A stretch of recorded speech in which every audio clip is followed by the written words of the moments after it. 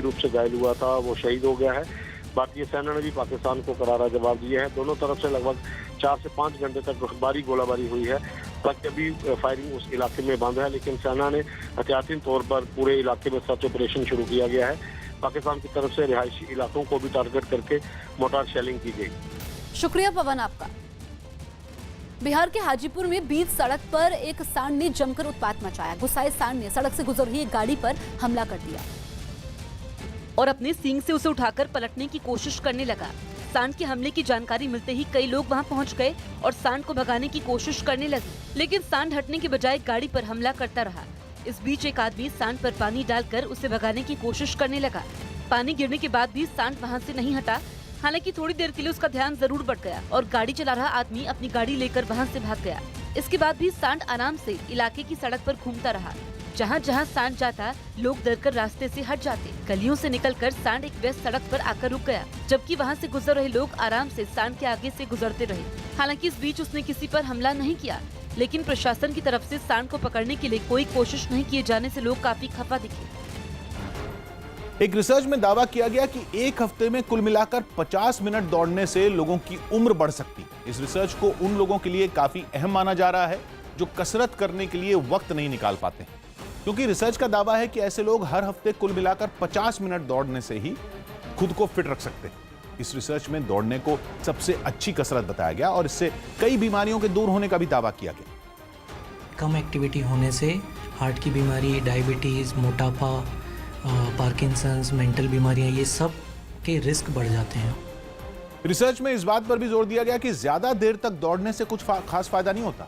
इसका मतलब यह हुआ कि अगर कोई आदमी धीमी रफ्तार में हर हफ्ते कुल मिलाकर 50 मिनट की दौड़ लगाए तो वो उस आदमी के मुकाबले ज्यादा स्वस्थ होगा जो तेज रफ्तार में ज्यादा देर तक दौड़ता है। यानी रिसर्च ये दावा करती है कि कम दौड़ने से उम्र बढ़ने की गारंटी तो है, लेकिन ज्यादा दौड़ने से भी उम्र बढ़े ये जरूरी नहीं। और ये दावा लाखों लोगों पर रिसर्च करने के बाद ही किया गया। British journal of sports medicine ने यह रिसर्च 2,30,000 लोगों पर की, जिनकी उम्र 5 से 35 साल के बीच थी। इन लोगों पर रिसर्च करने के बाद यह दावा किया गया कि दौड़ने की आदत उनकी उम्र को बढ़ाने में कारगर साबित हो सकती है, लेकिन इसके लिए लोगों के दौड़ने की रफ्तार 8 से 13 किलोमीटर प्रति घंटे के बीच होनी चाहिए। साथ ही ये दावा भी किया गया कि दौड़ने से कैंसर और दिल की बीमारियों से मौत होने का रिस्क भी कम हो जाता है। इराक में सरकार विरोध प्रदर्शन के समय सुरक्षा बलों से हुई झड़प में 6 लोगों की मौत हो गई। बगदाद के एक इलाके में प्रदर्शन कर रहे लोग वहां मौजूद पुलिस के सामने जमा हो गए, जिसके बाद सुरक्षा बल के जवानों ने प्रदर्शन कर रहे लोगों को तितर-बितर करने के लिए आंसू गैस के गोले छोड़े, जबकि कुछ इलाकों में इन लोगों पर फायरिंग भी कर दी गई, जिसकी वजह से कई प्रदर्शनकारी घायल होकर सड़कों पर गिर गए।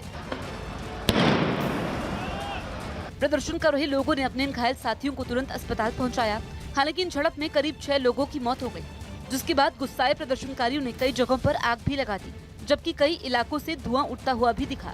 भ्रष्टाचार और बेरोजगारी से परेशान होकर पिछले कई दिनों से इराक में सरकार के खिलाफ प्रदर्शन हो रहे हैं। इस प्रदर्शन में अब तक करीब 250 लोगों की मौत हो चुकी है। दिल्ली के कृषि भवन में सरकार की तरफ से बेचा जा रहा सस्ता प्याज खरीदने के लिए दफ्तर से कुछ देर की छुट्टी लेकर सरकारी कर्मचारी भी पहुंचे। किसानों से उनकी फसल खरीदने वाली संस्था नेफेड की ओर से वहां सस्ते प्याज का स्टॉल लगाया गया, जहां बाजार भाव से काफी कम कीमत पर प्याज बेचा गया। केंद्र सरकार की तरफ से लगवाए गए इस स्टॉल पर प्याज की कीमत 22 रुपए किलो रखी गई थी, जिसकी वजह से वहां प्याज खरीदने के लिए लोगों की भीड़ लग गई। मेरे पीछे ये लंबी कतार जो आप देख रहे हैं, ये प्याज खरीदने वालों की कतार है और आप देख सकते हैं ये कतार इतनी ज्यादा लंबी है और ये कृषि भवन के अंदर है। स्टॉल के आगे लोग लंबी लाइन में खड़े होकर प्याज खरीदने के लिए अपनी बारी का इंतजार करते थे। कृषि भवन और आसपास के दफ्तरों में काम करने वाले कर्मचारी भी काम छोड़कर प्याज खरीदने पहुंच गए। छुट्टी लेके आए हैं कि प्याज खरीदना? नहीं, बोलकर आए हैं ऑफिस में कि थोड़ा लेट हो जाएगा प्याज। कुछ लोग तो सुबह 8 बजे से ही लाइन में लग गए ताकि स्टॉल खुलते ही उन्हें आसानी से प्याज मिल सके, जबकि कई लोगों को प्याज लेने के लिए घंटों इंतजार करना पड़ा। इस बीच दिल्ली में महंगे प्याज के मुद्दे पर राजनीति भी शुरू हो गई। बीजेपी ने प्याज की बढ़ी कीमतों के लिए केजरीवाल सरकार को जिम्मेदार ठहराया और उन पर जमाखोरों से मिलकर करोड़ों रुपए के घोटाले का आरोप लगा दिया। यही नहीं, बीजेपी नेता विजेंद्र गुप्ता ने उपराज्यपाल से मुलाकात कर इस मामले की जांच की भी मांग की। जो लोग कालाबाजारी कर रहे हैं उनको दिल्ली की सरकार, आम आदमी पार्टी सरकार के साथ उनका कोई आपस में षड्यंत्र है। बीजेपी के आरोपों के बाद आम आदमी पार्टी भी सामने आई और सिर्फ दिल्ली में सस्ते दाम पर प्याज बेचने के मुद्दे पर केंद्र सरकार को घेरने की कोशिश की। इनको सिर्फ ड्रामा करना है। क्यों नहीं हरियाणा में 23 रुपए किलो बिकवाते प्याज? क्यों नहीं उत्तर प्रदेश में बिकवाते? प्याज के मुद्दे पर केजरीवाल सरकार को कांग्रेस का भी साथ मिला। कांग्रेस ने प्याज की कीमतों के लिए केंद्र सरकार को जिम्मेदार ठहराया। पहले प्याज को जब आप छिलते थे तब आपके आंसू निकलते थे, आज प्याज की कीमत देख के आपके आंसू निकलते हैं। ये भाजपा की देन है। पश्चिम बंगाल के सिलीगुड़ी में एक तेज रफ्तार कार की टक्कर में एक हाथी बुरी तरह घायल हो गया। दावा किया जा रहा है कि रात में ये तेज रफ्तार कार सड़क पार कर रहे हाथी से टकरा गई, जिसकी वजह से कार बुरी तरह से टूट फूट गई, जबकि हाथी भी बुरी तरह से घायल हो गया। घटना की जानकारी मिलते ही वन विभाग के अधिकारी मौके पर पहुंचे और घायल हाथी को जंगल में ढूंढने लगे। अंधेरा होने की वजह से कर्मचारियों को काफी मुश्किल का सामना करना पड़ा और काफी देर की कड़ी मशक्कत के बाद हाथी मिल गया, जिसके बाद एक जवान ने उसे बेहोश कर दिया और थोड़ी देर बाद हाथी जमीन पर गिर गया, जिसके बाद घायल हाथी का इलाज किया गया। एलिफेंट क्रॉसिंग करने का टाइम में दोनों हाथी निकला तो उसके बाद पीछे बच्चा पीछे बैक किया है। उसके बाद बच्चा को पहले धक्का मारा गाड़ी को, उसके बाद बड़ा हाथी फिर वो गाड़ी को लाठी मारा है, इसे सुना है। ब्राजील में एक हमलावर ने दुकान में घुसकर एक आदमी पर चाकू से हमला कर दिया। वो आदमी दुकान में बैठकर फुटबॉल मैच देख रहा था। तभी हेलमेट पहने एक बदमाश वहां पहुंचा और दुकान में बैठे आदमी पर चाकू से हमला कर दिया। इससे पहले दुकान के अंदर कुछ लोग बैठे दिखे, तभी बाइक सवार 2 लोग भी वहां पहुंच गए। उनमें एक तेजी से दुकान के अंदर घुसा और वहां बैठे आदमी पर हमला कर दिया। वो आदमी जब तक संभलता, हमलावर ने उस पर एक के बाद एक कई वार कर दी। जमीन पर गिरे आदमी ने बचने की भरपूर कोशिश की। झड़प के दौरान हमलावर के हाथ से चाकू छूट गया, लेकिन उसने चाकू को दोबारा उठाया और घायल आदमी पर एक और वार कर दिया। तभी वहां एक महिला अचानक सामने आई और उसने अपनी पिस्तौल निकालते हुए हमलावर पर गोली चला दी। गोली लगते ही हमलावर नीचे गिर पड़ा, जबकि हमलावर का बाइक पर सवार साथी भी वहां से भाग निकला। हालांकि हमलावर के घायल होने के बाद भी महिला ने उसका पीछा नहीं छोड़ा और उसकी तरफ अपनी पिस्तौल ताने रखी। लखनऊ में ईओडब्ल्यू ने एपी मिश्रा के घर छापेमारी की। यूपीपीसीएल से जुड़े घोटालों के आरोप में ईओडब्ल्यू ने पूर्व एमडी एपी मिश्रा के घर पर छापेमारी की। अयोध्या केस में सुप्रीम कोर्ट के फैसले से पहले लखनऊ में सभी धर्मों की बैठक में सौहार्द बनाए रखने की अपील की गई। हिमाचल प्रदेश के गुलाबा में बर्फबारी में फंसे असम के 48 छात्रों को बचाया गया। अयोध्या केस में सुप्रीम कोर्ट का फैसला राम मंदिर के पक्ष में आए, इसके लिए प्रयागराज के संगम तट पर 1.25 लाख दीपों का दीपदान किया गया। दिल्ली की पुलिस कमिश्नर अमूल्य पटनायक ने बुराड़ी में घायल पुलिस के जवान से मुलाकात की। अयोध्या केस में सुप्रीम कोर्ट के फैसले से पहले ही भारत और नेपाल सीमा पर सुरक्षा कड़ी कर दी गई है। नेपाल सीमा पर तैनात एसएसबी और खुफिया एजेंसियां पूरी तरह मुस्तैद हैं। नेपाल सीमा के पास के इलाकों में एसएसबी लगातार गश्त कर रही है। भारत और नेपाल के बीच आने जाने वालों पर भी नजर रखी जा रही है। नेपाल के पास के जंगलों में भी गश्त की जा रही है। हम लोग के जो ऑफिसर्स हैं आपस में लगातार टच में हैं और किसी भी प्रकार की सूचना मिलती है तो बहुत त्वरित गति से मिलती है और जनपद पुलिस की ओर से जो भी कार्रवाई हम लोग को करनी होती है उसको हम लोग प्राथमिकता पर लेकर के करते हैं। तो इंटेलिजेंस शेयरिंग का जो हम लोग का काम है वो काफ़ी अच्छे तरीके से चल रहा है और इसके अलावा जो एसएसबी बॉर्डर पे जो चेकिंग करती है उसमें हम लोगों ने जनपद पुलिस को भी निर्देशित कर दिया है कि समय समय पर हम लोग जॉइंट चेकिंग भी करवाएंगे। सफर के दौरान ट्रेनों में पानी की बर्बादी रोकने के लिए रेल मंत्रालय ने एक बड़ा फैसला लिया है। रेलवे ने आदेश जारी किया है कि अब शताब्दी एक्सप्रेस में सफर करने वाले सभी यात्रियों को आधा लीटर पानी की बोतल दी जाएगी। अभी शताब्दी एक्सप्रेस में 5 घंटे तक का सफर करने वाले लोगों को आधा लीटर वाली पानी की बोतल दी जाती, जबकि 5 घंटे से लंबा सफर करने वाले यात्रियों को 1 लीटर वाली पानी की बोतल दी जाती। लेकिन अब रेलवे के आदेश के बाद हर यात्री को आधा लीटर वाली पानी की बोतल ही दी जाएगी। हालांकि जरूरत पड़ने पर लोग दूसरी बोतल खरीद सकते हैं। शताब्दी एक्सप्रेस चेयर कार वाली ट्रेन है जिसे छोटी दूरी तय करने के लिए चलाया जाता है और फिलहाल दिल्ली से भोपाल के बीच चलने वाली शताब्दी एक्सप्रेस सबसे लंबा सफर तय करती है जिसमें करीब 8.5 घंटे लगते हैं। रेलवे ने बताया कि आधे लीटर पानी वाले आदेश को अगले 3 महीने में लागू कर दिया जाएगा। अभिनेता और बीजेपी सांसद सनी देओल करतारपुर जाकर मत्था टेकेंगे। उन्होंने कहा कि करतारपुर उनके घर जैसा है। मेरा इलाका, मेरा घर है, जरूर जाऊंगा। सारे ना मतलब सारे ਦਾ रूह ਤੇ ਦਿਲ ਤਾਂ ਹੀ ਕਹਿ ਰਹੀ ਹੈ ਨਾ ਕਿ ਸਾਰਾ ਕੁਝ ਅੱਛਾ ਹੋ ਜਾਏ। ਇਹਦੇ ਨਾਲ ਇੱਕ ਪੀਸ ਹੀ ਹੋਊਗੀ ਦੋਨੋਂ ਪਾਸੇ, ਚਾਹੇ स्टेज 10 लगन चाहे 2 लगन, ਉਹਦੇ ਨਾਲ कोई फर्क नहीं पड़ेगा। श्रद्धा सही होनी चाहिए बंदे को। बीमारियों की रोकथाम पर रिसर्च करने वाली एक agency centre for disease control and prevention ने दावा किया है कि दफ्तरों में होने वाला शोर लोगों को कई तरह की बीमारियों का शिकार बना सकता है। इनमें सबसे अहम तो यह है कि धीरे धीरे लोगों को कम सुनाई देने लगता है। ज्यादा लंबे वक्त ऐसी जगहों पर काम करने से ब्लड प्रेशर और कोलेस्ट्रॉल भी बढ़ सकता है। रिसर्च के मुताबिक ऐसा इसलिए होता है क्योंकि ज्यादा शोर लोगों के लिए मानसिक तनाव बढ़ाने वाला होता है और तनाव बढ़ते ही ये सारी बीमारियां धीरे धीरे गिरफ्त में लेने लगती हैं अपने आप। रिसर्च करने वाली एजेंसी के मुताबिक इस तरह के हालात में काम करने वाले लोगों को बीमारियों के इलाज पर हर साल करीब 1700 करोड़ रुपए खर्च करने पड़ते हैं। डॉक्टर तो ये तक दावा करते हैं कि अगर हाई ब्लड प्रेशर और हाई कोलेस्ट्रॉल को का सही वक्त पर इलाज न किया जाए तो यही छोटी बीमारियां हार्ट अटैक की वजह भी बन सकती हैं। पीएम मोदी ने 9 नवंबर को बीजेपी के केंद्रीय दफ्तर के कर्मचारियों को अपने घर पर खाने पर बुलाया है। दिवाली मिलन समारोह के तहत पीएम ने कर्मचारियों को अपने घर लंच पर बुलाया है, जिसमें केंद्रीय दफ्तर के कर्मचारियों के अलावा संसद में बीजेपी दफ्तर में तैनात कर्मचारी, कमल संदेश के कर्मचारी और पदाधिकारी भी शामिल होंगे। बिहार की सियासत में आरजेडी नेता तेजस्वी यादव की गैर मौजूदगी पर विरोधियों ने तंज कसा। तेजस्वी यादव पिछले कुछ महीनों से न तो पार्टी की किसी बैठक में दिखे और न ही किसी बड़े कार्यक्रम में शामिल हुए, जिसके बाद बिहार की राजनीति में तेजस्वी यादव की भूमिका पर सवाल उठने लगे और जेडीयू ने उन पर तीखा वार कर दिया। कुल मिलाकर के वो एक गैर जिम्मेदार नेता है। विरासत में राजनीति में बहुत कुछ उन्हें मिला है, लेकिन इसे संभाल पाने का मादा उनके अंदर नहीं है। तेजस्वी यादव की काबिलियत पर जब जेडीयू ने सवाल उठाए तो आरजेडी तिलमिला गई और अपने नेता का बचाव करते हुए पलटवार किया। तेजस्वी यादव जी अपना काम कर रहे हैं। तेजस्वी यादव जी के कंधों पर बहुत जिम्मेवारी है, पार्टी का, संगठन का। हिमाचल प्रदेश के मनाली में भारी बर्फबारी से मौसम सुहाना हो गया। चारों तरफ बर्फ की सफेद चादर बिछी दिखाई दी। बर्फबारी से पर्यटक बहुत खुश दिखे, लेकिन मौसम विभाग ने भारी बर्फबारी को देखते हुए सैलानियों को होटल में ही रहने की सलाह दी है। इलाके के लोगों को भी सावधानी बरतने को कहा है। मौसम विभाग ने मनाली में अगले 2 दिनों तक भारी बर्फबारी की चेतावनी जारी की है। बर्फबारी की वजह से कई रास्ते बंद हो गए हैं, जिसकी वजह से कई गाड़ियां रास्ते में फंस गई।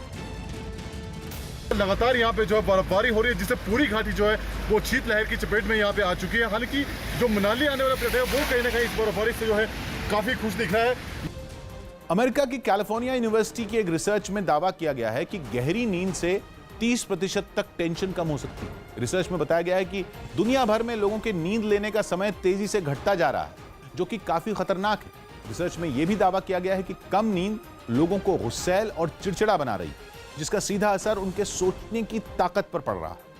हालांकि इस तनाव को गहरी नींद लेकर कम किया जा सकता है। रिसर्च के मुताबिक गहरी नींद से 30% तक टेंशन कम की जा सकती है और इससे सोचने की ताकत को भी बढ़ाया जा सकता है। अमेरिका की कैलिफोर्निया यूनिवर्सिटी की इस रिसर्च के मुताबिक गहरी नींद के दौरान शरीर और दिमाग पूरी तरह आराम करते हैं। इससे दिमाग में बुरे ख्याल आने बंद हो जाते हैं और चेहरे से तनाव भी गायब हो जाता है। हालांकि रिसर्च में इस बात को भी अहम बताया गया है कि लोगों के लिए गहरी और लंबी नींद लेना आसान नहीं है।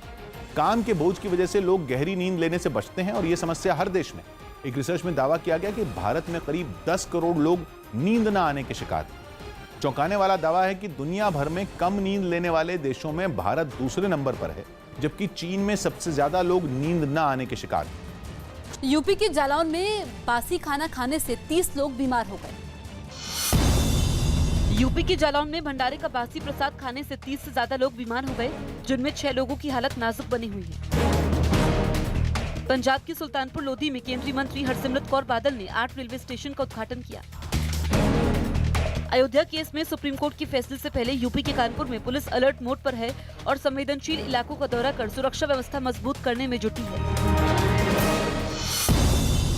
अयोध्या केस में सुप्रीम कोर्ट के फैसले से पहले यूपी के अहमदाबाद में पुलिस ने फ्लैग मार्च कर सुरक्षा व्यवस्था मजबूत करने का दावा किया।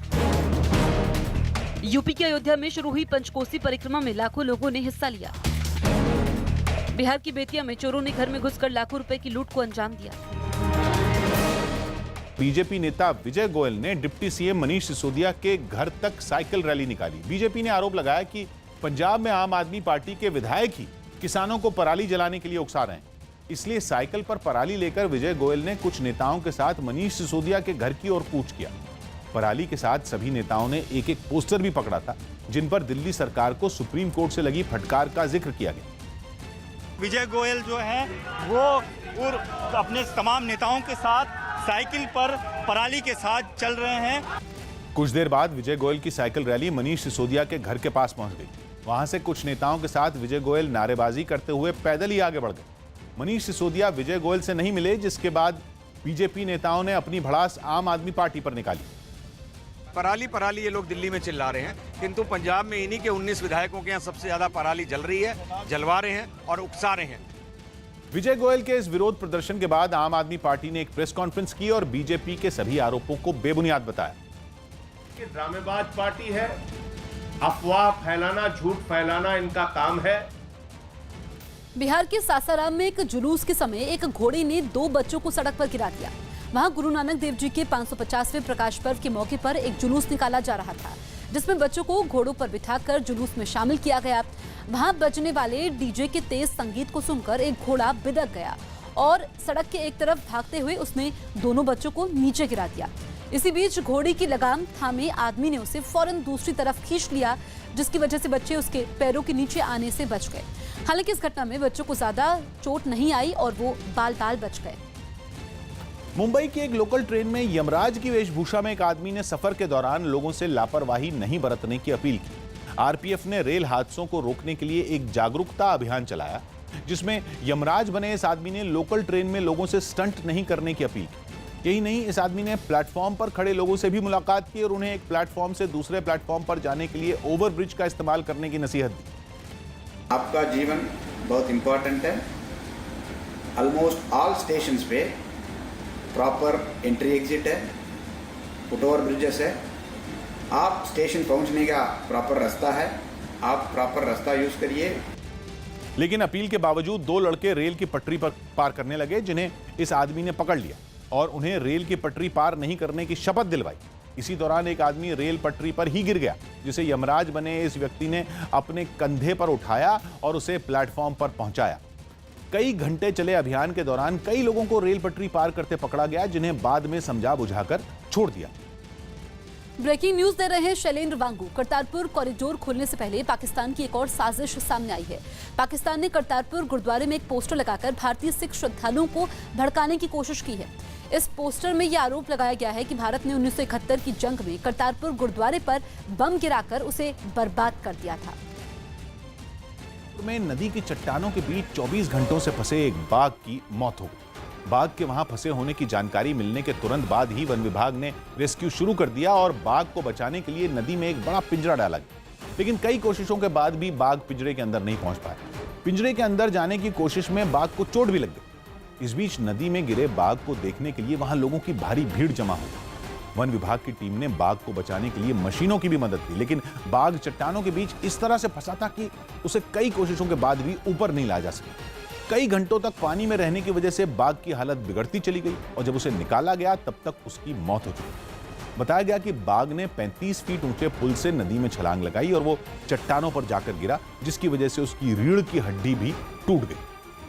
पाकिस्तान ने करतारपुर कॉरिडोर पर अपनी साजिश कबूल कर ली। वहां के बड़बोले रेल मंत्री शेख रशीद ने अपने विपक्षी नेताओं को घेरने की कोशिश की, लेकिन उन्होंने ये मान लिया कि करतारपुर के बहाने पाकिस्तान की नजर कश्मीर पर है।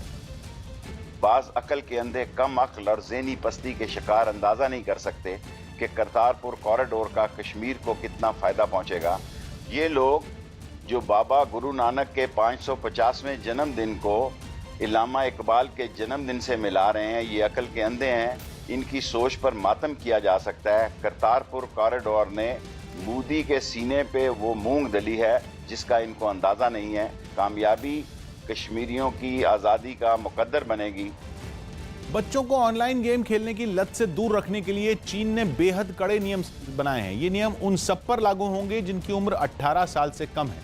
ऐसे लोगों के लिए ऑनलाइन गेम खेलने का वक्त तय कर दिया गया है। नए नियमों के मुताबिक रात के 10 बजे से लेकर सुबह के 8 बजे तक बच्चों के ऑनलाइन गेम खेलने पर पूरी तरह रोक रहेगी। इतना ही नहीं, सुबह के 8 बजे से लेकर रात के 10 बजे के बीच भी केवल 90 मिनट के लिए ही गेम खेलने की इजाजत होगी। गेम खेलने पर चीन में युवा काफी पैसा खर्च करते हैं, लेकिन नए नियमों के हिसाब से 16 साल तक के बच्चे भारतीय रुपयों में करीब 2000 रुपए से ज्यादा खर्च नहीं कर पाएंगे। इसी तरह 17 और 18 साल के बच्चों के लिए ऑनलाइन गेम पर खर्च करने की सीमा 4000 रुपए रखी गई। इसके अलावा नया नियम कहता है कि ऑनलाइन गेम खेलने के लिए हर बच्चे को अपने असली नाम और मोबाइल नंबर के साथ ही यूजर आईडी बनानी होगी।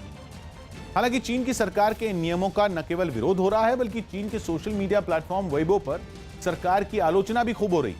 लेकिन चीन की सरकार का मानना यह है कि ऑनलाइन गेमिंग का युवाओं के शरीर पर बुरा असर पड़ रहा है। इसके अलावा बड़ी संख्या में युवाओं की आंखें भी खराब हो रही। सरकार इसलिए भी परेशान है क्योंकि ऑनलाइन गेम की लत का सीधा असर युवाओं के दिमाग पर पड़ रहा है। इसीलिए सरकार ने गेम बनाने वाली कंपनियों को नए नियमों के हिसाब से ऑनलाइन गेम में बदलाव करने को भी कह दिया। ऑनलाइन गेमिंग पर चीन की चिंताएं नई नहीं है। पिछले साल भी चीन ने नियमों में बदलाव करते हुए बच्चों पर कई तरह की पाबंदियां लगाई थी। तेजस्वी यादव ने झारखंड में गठबंधन के तहत चुनाव लड़ने का ऐलान किया। आरजेडी नेता तेजस्वी यादव ने दावा किया कि झारखंड विधानसभा चुनाव गठबंधन के तहत ही लड़े जाएंगे। यूपी के झांसी में घर में घुसे चोर की लोगों ने पीट कर हत्या कर दी। राजस्थान के सीकर में कई जगहों पर बारिश के बाद ओले गिरने से मौसम में सर्दी बढ़ गई। भोपाल के परेड ग्राउंड में शुरू हुई सेना भर्ती में युवाओं में खासा जोश देखा गया और वो फुटपाथ पर ही आराम फरमाते नजर आए। राजस्थान के श्रीगंगानगर में तेज आंधी और बारिश के साथ ओले गिरने से खेतों में खड़ी फसल को काफी नुकसान पहुंचा, जबकि कई जगह बिजली के खंभे गिर गए। मध्य प्रदेश के श्योपुर में बेमौसम बारिश की वजह से खेतों में खड़ी धान की फसल बर्बाद हो गई, जिससे किसान परेशान नजर आए। जम्मू कश्मीर से आर्टिकल 370 हटाए जाने से बौखलाए आतंकी बड़े हमले को अंजाम देने की फिराक में। खुफिया एजेंसियों ने जानकारी दी है कि केंद्र शासित प्रदेश जम्मू कश्मीर के उपराज्यपाल गिरीश चंद्र मुर्मू आतंकी संगठन लश्कर ए तैयबा और हिजबुल मुजाहिदीन के निशाने पर हैं। इसके अलावा जम्मू कश्मीर में बीजेपी के बड़े नेता और हाल में हुए बीडीसी का चुनाव जीतने वाले उम्मीदवार भी आतंकियों की हिट लिस्ट में। खुफिया एजेंसियों ने बताया कि आतंकी हमले को अंजाम देने के लिए 29 अक्टूबर को पीओके के मुजफ्फराबाद में आतंकी संगठनों की एक बैठक हुई, जिसमें आतंकियों को आत्मघाती हमले और कश्मीर में ज्यादा से ज्यादा आतंक फैलाने के लिए कहा गया। बताया गया कि लश्कर के आतंकी जियाउर रहमान मीर को कश्मीर में आतंकी हमले करवाने का जिम्मा सौंपा गया। अयोध्या केस में फैसले से पहले यूपी सरकार ने तैयारी शुरू कर दी है। सीएम योगी आदित्यनाथ ने वीडियो कॉन्फ्रेंसिंग करके यूपी के सभी डीएम और एसपी को निर्देश दिए। उन्होंने सोशल मीडिया पर भड़काऊ पोस्ट पर कड़ी कार्रवाई करने के लिए कहा। साथ ही माहौल खराब करने की कोशिश करने वालों से सख्ती से निपटने के निर्देश भी दिए।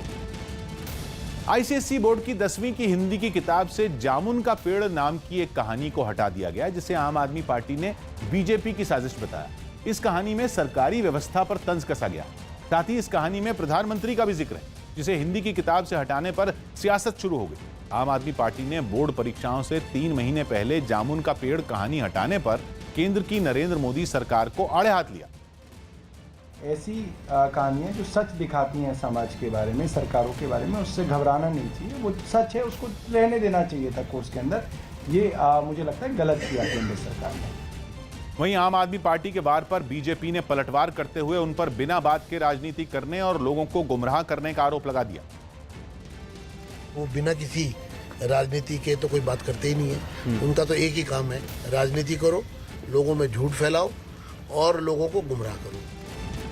पटना में चपरासी भर्ती के लिए बीटेक एमबीए के छात्र भी पहुंचे। बिहार के सीतामढ़ी में जमीन विवाद में बदमाशों ने एक आदमी की गोली मारकर हत्या कर दी।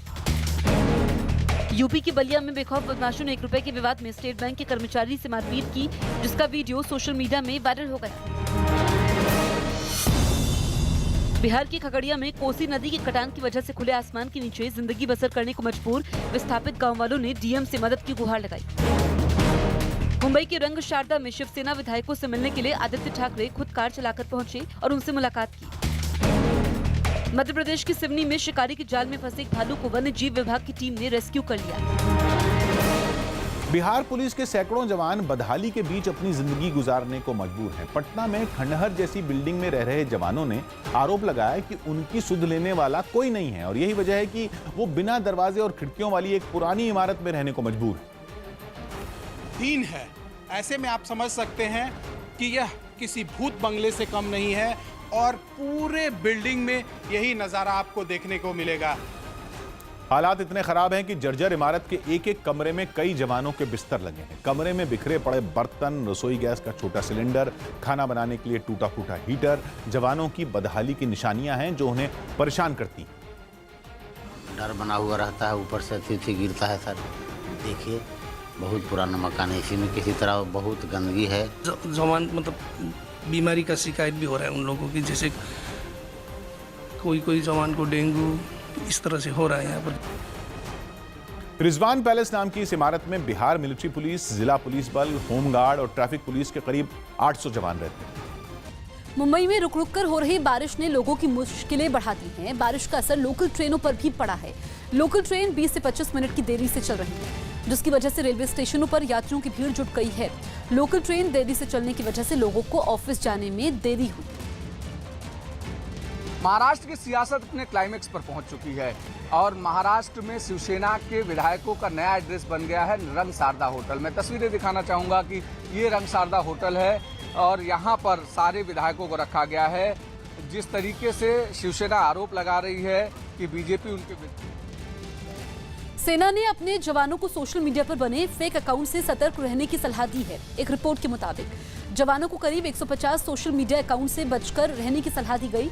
आशंका जताई जा रही है कि इन सोशल मीडिया अकाउंट की मदद से जवानों को हनी ट्रैप का शिकार बनाया जा सकता है। ये फर्जी सोशल मीडिया अकाउंट करीब 2 से 3 साल पुराने बताए गए हैं ताकि इन पर किसी तरह का शक ना हो। पाकिस्तान में बैठे आतंकी इन सोशल मीडिया अकाउंट की मदद से सेना के जवानों से महत्वपूर्ण जानकारी निकालने की कोशिश में है। राजस्थान में हनी ट्रैप का शिकार हुए एक जवान के गिरफ्तार होने के बाद सुरक्षा एजेंसियां सोशल मीडिया पर निगाह बनाए हुए हैं। हरियाणा के सिरसा में जमानत पर छूटी गुरमीत राम रहीम की करीबी हनीप्रीत के मकान के बाहर सुरक्षा कड़ी कर दी गई। एक दिन पहले ही पंचकुला हिंसा मामले में आरोपी हनीप्रीत को कोर्ट ने जमानत दे दी थी और जेल से निकलने के बाद हनीप्रीत सीधा सिरसा के डेरा सच्चा सौदा में बनी शाह सतनाम कॉलोनी पहुंची, जिसके बाद उसके मकान के बाहर सुरक्षा के इंतजाम कड़े कर दिए गए।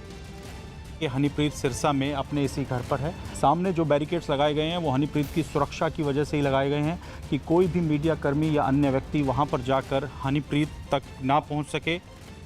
हनीप्रीत के अंबाला जेल से बाहर आने के बाद से डेरा सच्चा सौदा के समर्थक बेहद खुश हैं और उन्हें भरोसा है कि जल्द ही हनीप्रीत डेरे का पूरा काम संभाल लेगी। बहुत बढ़िया माहौल है, अच्छा, पूरी साथ संगत में खुशी की लहर दौड़ चुकी है और बहुत खुशी है, हमें अपने सतगुरु पे नाज है।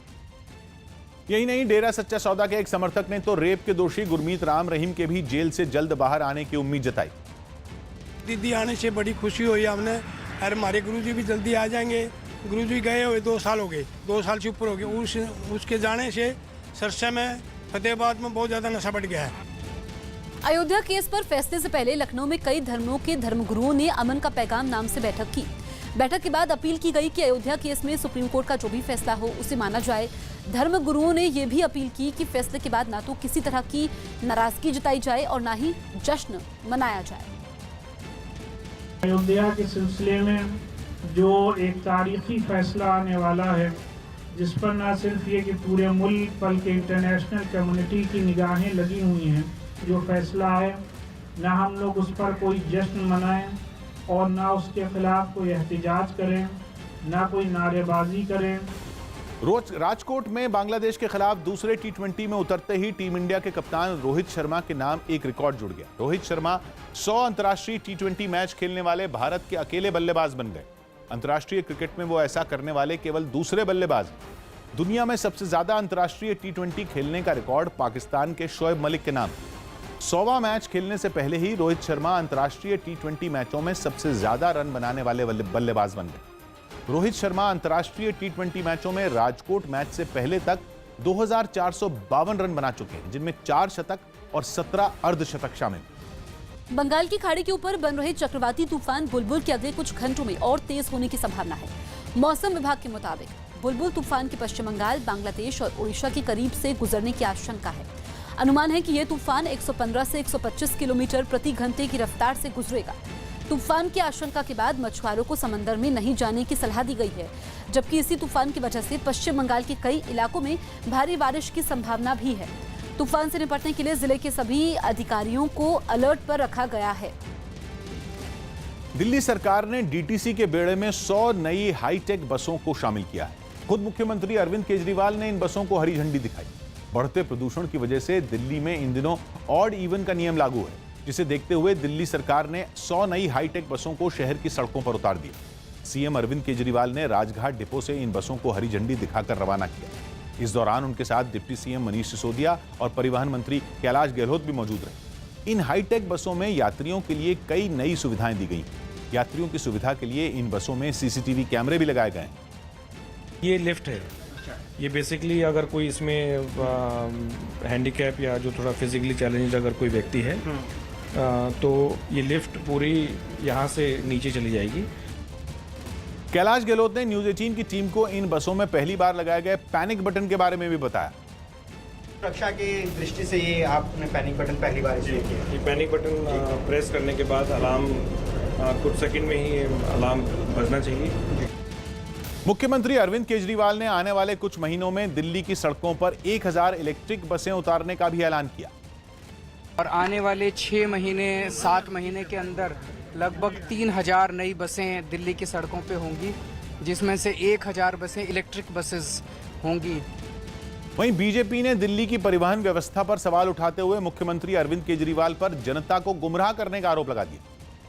क्या ये 200 बसों का ड्रामा करके चुनाव के समय में वो दिल्ली की जनता को भ्रमित नहीं कर रहे? पिछले 3 महीनों में वो जितने विज्ञापन दे रहे हैं, क्या वो दिल्ली की जनता को भ्रमित नहीं कर रहे? ग्रीस में एक फैक्ट्री से तूफान का ऐसा वीडियो सामने आया जिसमें मेटल के टुकड़े हवा में तिनके की तरह उड़ने लगे। वीडियो सोमवार का है, जिसमें दिखा कि फैक्ट्री में इस्तेमाल मेटल के टुकड़े और उसका मलबा हवा में बहने लगा और उससे फैक्ट्री के बाहर खड़ी गाड़ियों को भी नुकसान पहुंचा। हालांकि किसी की जान को अब तक कोई नुकसान नहीं पहुंचा। नियाग्रा फॉल में बह रहे एक आदमी को बचाव दल की टीम ने कड़ी मशक्कत के बाद बचा लिया। हालांकि पानी में बह रहे आदमी की पहचान नहीं हो पाई, लेकिन एक पर्यटक की नजर उस पर पड़ गई। उसने तुरंत पुलिस को कॉल कर दिया। जानकारी मिलते ही बचाव दल की टीम मौके पर पहुंची और रस्सी की मदद से पानी में बह रहे आदमी को बाहर निकाल लिया। महाराष्ट्र में सरकार बनाने के लिए हो रही उठापटक के बीच बीजेपी के नेता राज्यपाल से मिले। चुनाव के नतीजे आने के 2 हफ्ते बाद भी राज्य में नई सरकार नहीं बनी और अगले 2 दिन में वहां का सियासी संकट खत्म नहीं हुआ तो महाराष्ट्र में राष्ट्रपति शासन लागू हो सकता है, जिससे बचने का रास्ता ढूंढने के लिए बीजेपी के नेता राजभवन पहुंचे और राज्य के सियासी हालात पर राज्यपाल से चर्चा की। बीजेपी के प्रतिनिधिमंडल में गिरीश महाजन, चंद्रकांत पाटिल, सुधीर मुनगंटीवार और आशीष शेलार शामिल थे। 25 साल पुरानी युति मुख्यमंत्री पद को लेकर अब टूटने के कगार पर आ गई है। महज कुछ घंटे शेष बचे हैं जब ये फैसला हो जाएगा कि महाराष्ट्र में बीजेपी और शिवसेना साथ साथ चलेंगी या फिर दोनों के रास्ते अलग हो जाएंगे। राज्यपाल से मुलाकात के बाद बीजेपी के नेताओं ने एक प्रेस कॉन्फ्रेंस की और बड़े ही नपे-तुले अंदाज में राज्यपाल के साथ हुई बातचीत की जानकारी दी। तो आगे क्या, इसकी लीगल चर्चा करने के दृष्टि से, कानूनी चर्चा करने की दृष्टि से आज हम लोग राज्यपाल जी, माननीय राज्यपाल महोदय जी से मिले। भारतीय जनता पार्टी का शीर्ष नेतृत्व अब आगे क्या करना है इसकी रणनीति तय करेगा।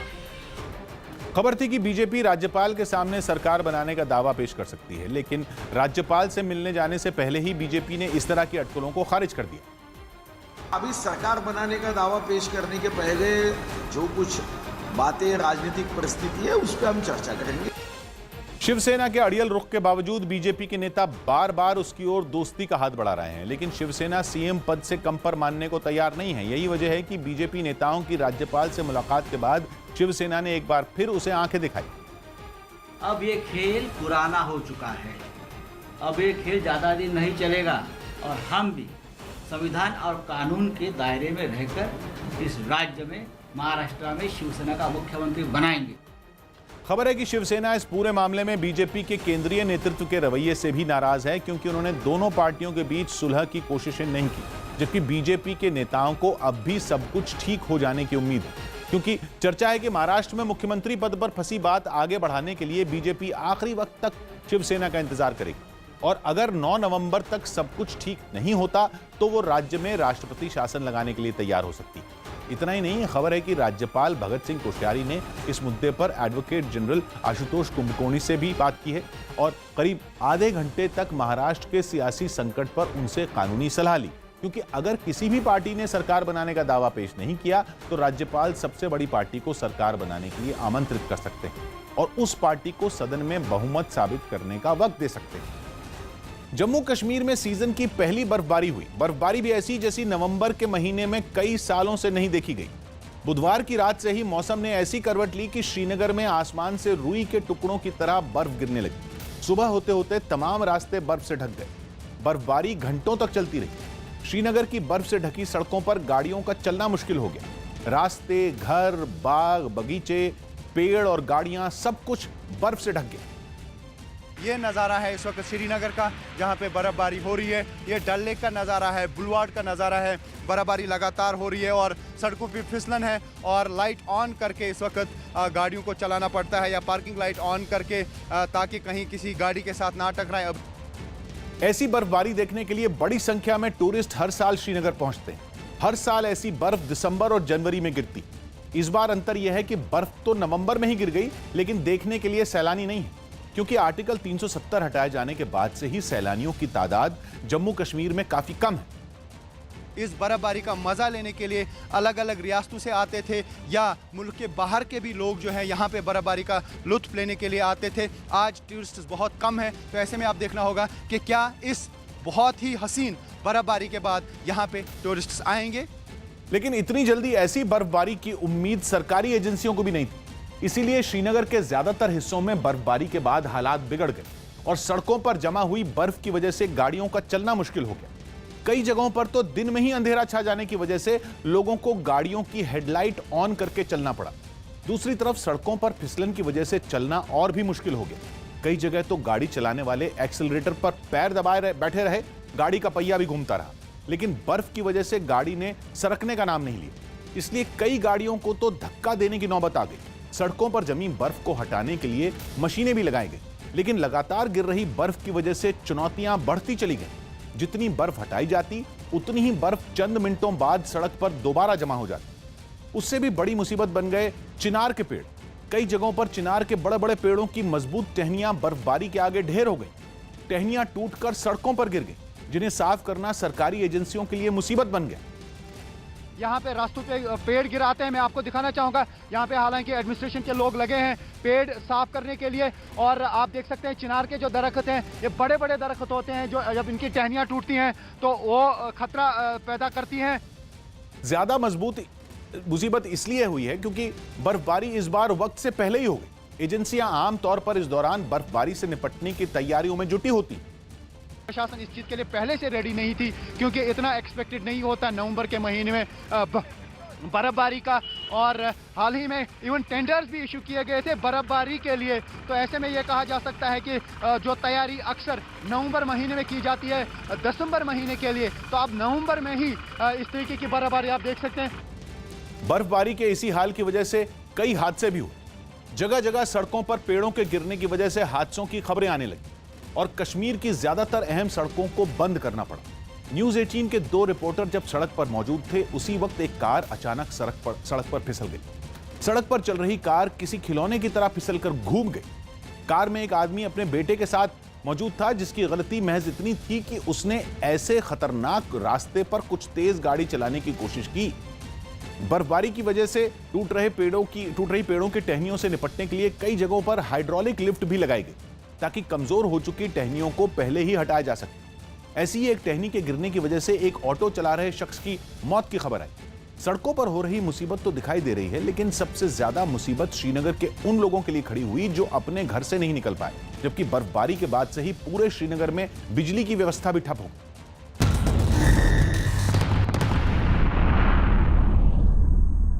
370 हटाए जाने से बौखलाए आतंकी बड़े हमले को अंजाम देने की फिराक में। खुफिया एजेंसियों ने जानकारी दी है कि केंद्र शासित प्रदेश जम्मू कश्मीर के उपराज्यपाल गिरीश चंद्र मुर्मू आतंकी संगठन लश्कर तैयबा और हिजबुल मुजाहिदीन के निशाने पर हैं। इसके अलावा जम्मू कश्मीर में बीजेपी के बड़े नेता और हाल में हुए बीडीसी का चुनाव जीतने वाले उम्मीदवार भी आतंकियों की हिट लिस्ट में। खुफिया एजेंसियों ने बताया कि आतंकी हमले को अंजाम देने के लिए 29 अक्टूबर को पीओके के मुजफ्फराबाद में आतंकी संगठनों की एक बैठक हुई, जिसमें आतंकियों को आत्मघाती हमले और कश्मीर में ज्यादा से ज्यादा आतंक फैलाने के लिए कहा गया। बताया गया कि लश्कर के आतंकी जियाउर रहमान मीर को कश्मीर में आतंकी हमले करवाने का जिम्मा सौंपा गया। बिहार पुलिस के सैकड़ों जवान बदहाली के बीच अपनी जिंदगी गुजारने को मजबूर हैं। पटना में खंडहर जैसी बिल्डिंग में रह रहे जवानों ने आरोप लगाया कि उनकी सुध लेने वाला कोई नहीं है और यही वजह है कि वो बिना दरवाजे और खिड़कियों वाली एक पुरानी इमारत में रहने को मजबूर है। दिन है, ऐसे में आप समझ सकते हैं कि यह किसी भूत बंगले से कम नहीं है और पूरे बिल्डिंग में यही नजारा आपको देखने को मिलेगा। हालात इतने खराब हैं कि जर्जर इमारत के एक एक कमरे में कई जवानों के बिस्तर लगे हैं। कमरे में बिखरे पड़े बर्तन, रसोई गैस का छोटा सिलेंडर, खाना बनाने के लिए टूटा फूटा हीटर जवानों की बदहाली की निशानियां हैं जो उन्हें परेशान करती हैं। डर बना हुआ रहता है, ऊपर से अतिथि गिरता है। सर देखिए, बहुत पुराना मकान है, इसी में किसी तरह बहुत गंदगी है। जवान मतलब बीमारी का शिकायत भी हो रहा है उन लोगों की, जैसे कोई जवान को डेंगू इस तरह से हो रहा है यहाँ पर। रिजवान पैलेस नाम की इस इमारत में बिहार मिलिट्री पुलिस, जिला पुलिस बल, होमगार्ड और ट्रैफिक पुलिस के करीब 800 जवान रहते हैं।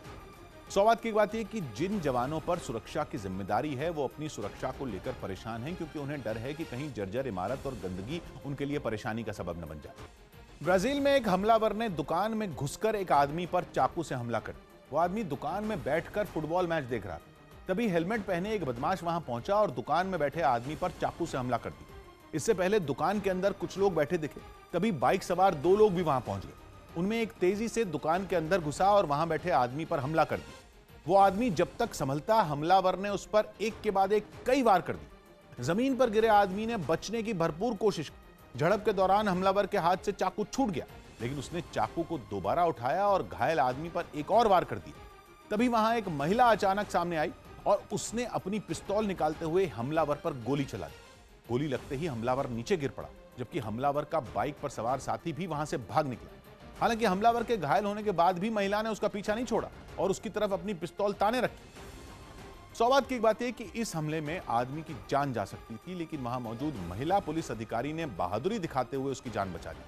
वहीं घायल होने की वजह से हमलावर को भी पकड़ लिया गया।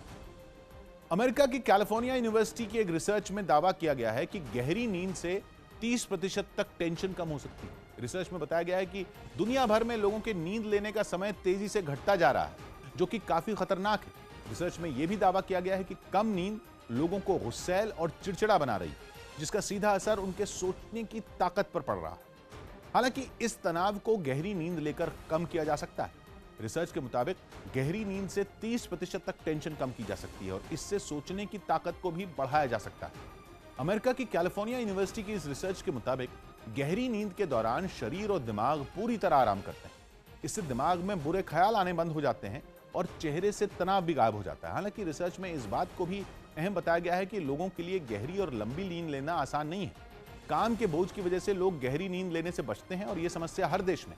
एक रिसर्च में दावा किया गया कि भारत में करीब 10 करोड़ लोग नींद न आने के शिकार हैं। चौंकाने वाला दावा है कि दुनिया भर में कम नींद लेने वाले देशों में भारत दूसरे नंबर पर है, जबकि चीन में सबसे ज्यादा लोग नींद न आने के शिकार हैं। सौभाग्य की बात यह कि रिसर्च ऐसे समय में सामने आई है जब दुनिया भर में लोगों की नींद का समय घटता जा रहा है। इस रिसर्च में दावा किया गया है कि अगर नींद का समय बढ़ाया जाए तो काफी हद तक तनाव कम किया जा सकता है। इस रिसर्च में यह भी दावा किया गया है कि लंबी और गहरी नींद लोगों को खुश रखने के साथ कई गंभीर बीमारियों से भी बचा सकती है। दिल्ली के 30 हजारी कोर्ट में 2 नवंबर को पुलिस और वकीलों के बीच हुई झड़प का एक सीसीटीवी वीडियो सामने आया। इस वीडियो में 30 हजारी कोर्ट के बाहर कुछ वकील डिप्टी कमिश्नर मोनिका भारद्वाज और उनके साथी पुलिस कर्मियों को पीटते नजर आए। वीडियो में दिखा कि 30 हजारी कोर्ट के कैंपस में बने 30 हजारी कोर्ट के परिसर में बने लॉकअप के पास आग की लपटें उठ रही और बाहर वकीलों की भीड़ जुटी। कुछ ही देर में वहां जोरदार धमाका हो गया। ये देख डिप्टी कमिश्नर मोनिका भारद्वाज कुछ पुलिस कर्मियों के साथ उस ओर भागी, लेकिन थोड़ी ही देर में वहां मारपीट शुरू हो गई। कुछ देर बाद वकीलों की भीड़ पुलिस वालों को पीटती नजर आई। ये देख कुछ पुलिस वाले वहां से भाग गए, जबकि कुछ मोनिका भारद्वाज को भीड़ के चंगुल से बचाकर निकलते नजर आए।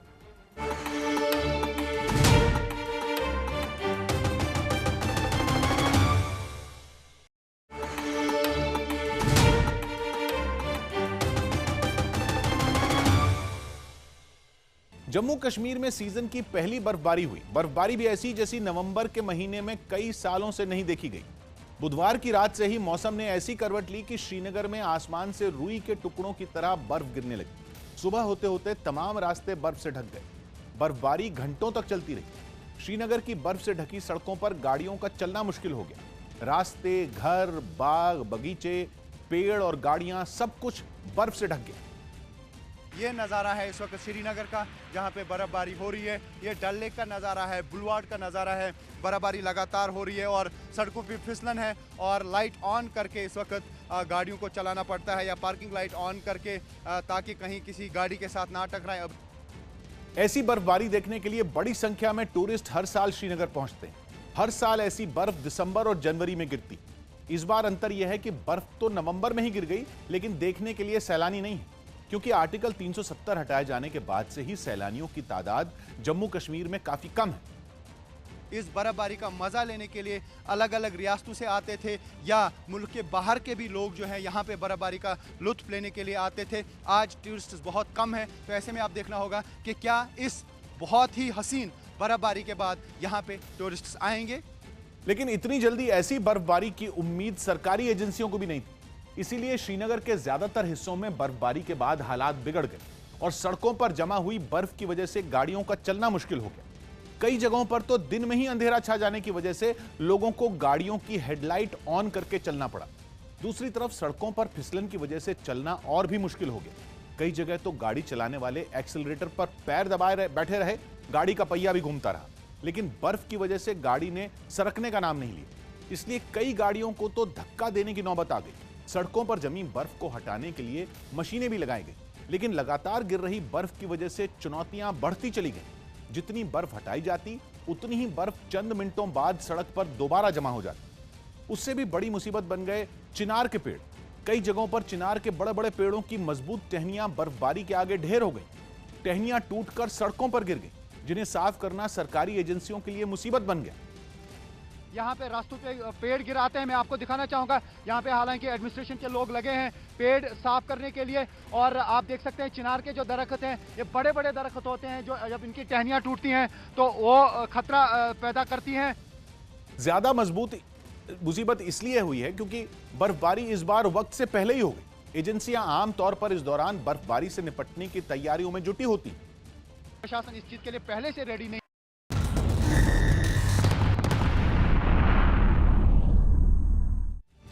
दिल्ली पुलिस और वकीलों के बीच 30 हजारी कोर्ट में हुई झड़प का एक और सीसीटीवी वीडियो सामने आया। 2 नवंबर के इस वीडियो में झड़प के समय गुस्साए वकील और पुलिसकर्मी आपस में उलझे हुए दिखाई पड़े, जबकि कोर्ट परिसर में ही एक तरफ भीषण आग की लपटें भी उठती हुई दिखी। जिस वक्त ये हंगामा हो रहा था, कोर्ट परिसर में कई आम लोग भी मौजूद थे। जहां से आग की लपटें उठ रही थी, वहां एक तेज धमाके से आग और फैल गई, जिसके बाद कोर्ट परिसर में बने लॉकअप में मौजूद कुछ पुलिस वाले आग बुझाने की कोशिश में दौड़ते हुए वहां पहुंचे। लेकिन कुछ ही देर में कोर्ट परिसर में मौजूद वकीलों ने इन पुलिस वालों को पकड़ लिया और उनको पीटने लगे। हंगामा बढ़ते ही पुलिस वाले वापस लॉकअप की तरफ दौड़े, जबकि उनके पीछे पीछे कई वकील भी हाथापाई करते हुए उसी तरफ बढ़ने लगे। इस बीच कुछ लोग एक महिला पुलिस अधिकारी को भीड़ से बचाते हुए लॉकअप की तरफ लाए। तर बहुमताच्या ताकदीवरती आपण पुन्हा तुम्ही तिथे कार्य सुरू करा, त्याच्याविषयी आम्हाला काही म्हणायचं नाही। पण तुम्ही अशा प्रकारे काळजी वाहू हंगामी असं बसायचं आणि परत एकदा सूत्र हलवायची आणि जनतेने पराभव करून सुद्धा बहुमत न देता सुद्धा आपण राज्य करायचं, हा ज्याला तुम्ही महाजनादेश वगैरे म्हणता त्या महाजनादेशाचा अपमान आहे, जो आपल्याला मिळालेला नाही। याद्वारे सरकारवर नियंत्रण ठेवण्यात जाते। एजेंसी पुलिस सीएम को इस्तीफा देना ही पड़ेगा। संविधान अनुसार सीएम को कोई भी हो, किसी भी पार्टी का हो, चाहे देवेंद्र जी हो या चाहे और कोई हो, आज तो इस्तीफा देना पड़ेगा। आज विधानसभा की आखिरी दिन है, उनकी मुद्दत आज खत्म हो रही है। सर, बीजेपी लेकिन अगर दावा पेश नहीं कर रही है, आप हमेशा से कहते आए कि हमारे पास आंकड़े हैं, तो शिवसेना क्यों नहीं पहल कर रही सरकार बनाने की? ये राज्यपाल महोदय के ऊपर निर्भर रहेगा, लेकिन हम भी तैयारी कर रहे हैं। लेकिन हमने बार बार कहा है कि सबसे पहला मौका सिंगल लार्जेस्ट पार्टी को मिलना चाहिए। तो कल आखिरी दिन मैंने आज ही बीजेपी नेताओं का बयान पढ़ा है। वो बयान में वो कहते हैं कि हम शिवसेना के सिवाय सरकार नहीं बना सकते या नहीं बनाएंगे। ये अच्छी बात है।